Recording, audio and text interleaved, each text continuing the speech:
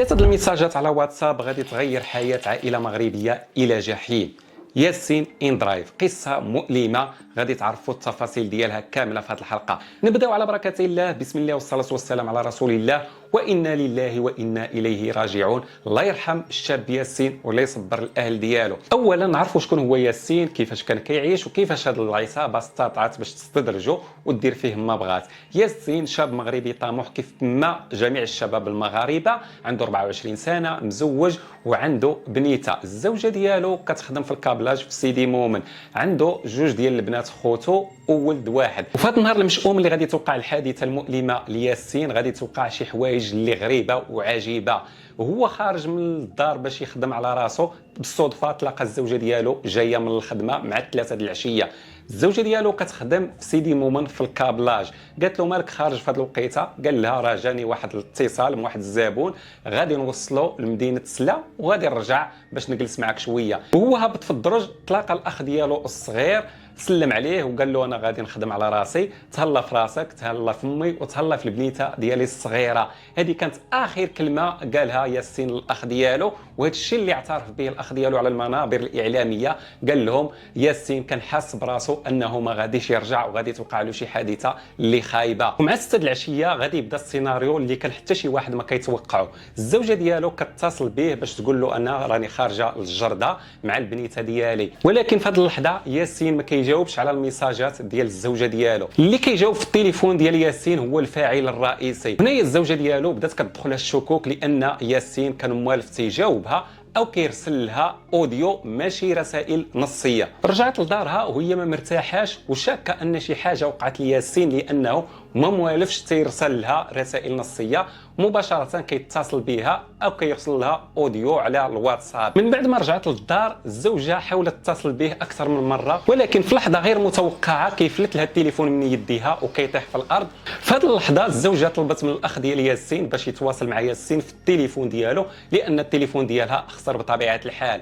هادشي اللي دار الاخ ديال ياسين، بدا كيرسل لياسين في التليفون ديالو رسائل صوتيه ورسائل نصيه، ولكن الرسائل اللي كيوصلوا للتليفون ديال ياسين ما كيتقراوش للاسف، ولا حياه لمن تنادي. هادشي بقى على الحال ديالو حتى ل7 ديال الصباح ديال الغد ليه. والمفاجاه الكبيره ان الرساله الاخيره اللي صيفطها الاخ ديال ياسين للتليفون ديال ياسين تقرات، يعني بانوا جوج شراطي زورق. وهنايا الزوجه ديال ياسين، الاخ ديال ياسين والام ديال ياسين والخوت ديال ياسين ارتاحوا، قالوا الحمد لله ياسين مازال على قيد الحياة لأنه قرأ الرسائل ديالنا. ولكن ماشي ياسين اللي كان كيقرأ الرسائل وماشي ياسين اللي كان كيتواصل معاهم، اللي كان كيتواصل معاهم هو العسكري، هو المتهم الرئيسي، هو الفاعل. في هذه اللحظه كيرسل لهم واحد الرساله صوتيه على الواتساب وتيقول لهم ان التليفون لقيته في واحد القهوه في شارع كيليز بمراكش.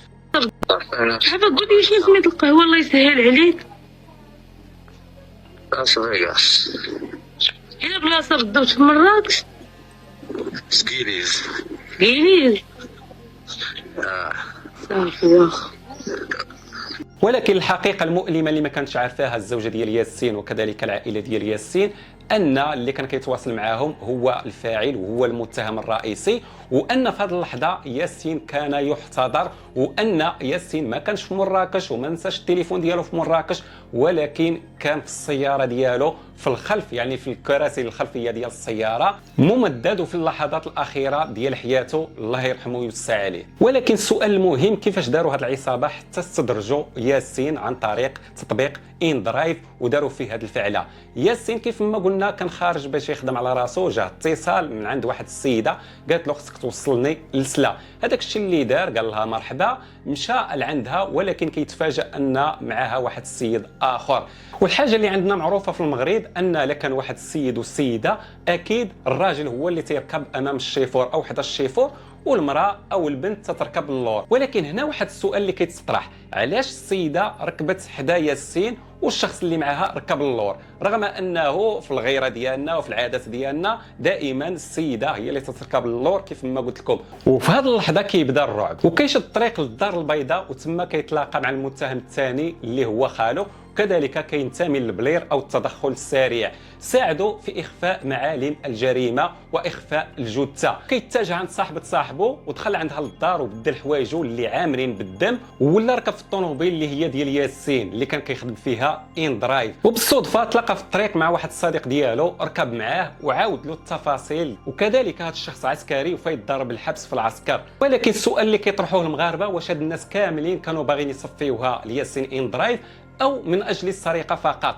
من بعد القبض عليهم والاعترافات ديالهم قالوا بانهم كانوا باغيين غير يسرقوه ماشي يصفيوها ليه. والمتهم الرئيسي والعشيقه ديالو اللي هي فرمليه كيعترفوا تيقولوا انه حيدوا له واحد السلسله ديال الذهب من عنقه وداو له التليفون، وكانوا باغيين ياخذوا حتى الطوموبيل ديالو، ولكن المقاومه ديال ياسين هي اللي خلاتهم يصفيوها ليه بدون شعور. اما خالو اللي مشى عنده الكازا اللي كينتمي للبلير والصديق ديالو اللي كينتمي للعسكر، هادو فقط ساعدوه باش يخفيو معالم الجريمه. وفي الاخر نتمناو العداله تحقق لياسين والعائله ديال ياسين وياخذوا الحق ديالهم، والله يرحمه ويوسع عليه ولا يصبر العائله ديالو، وإنا لله وإنا إليه راجعون.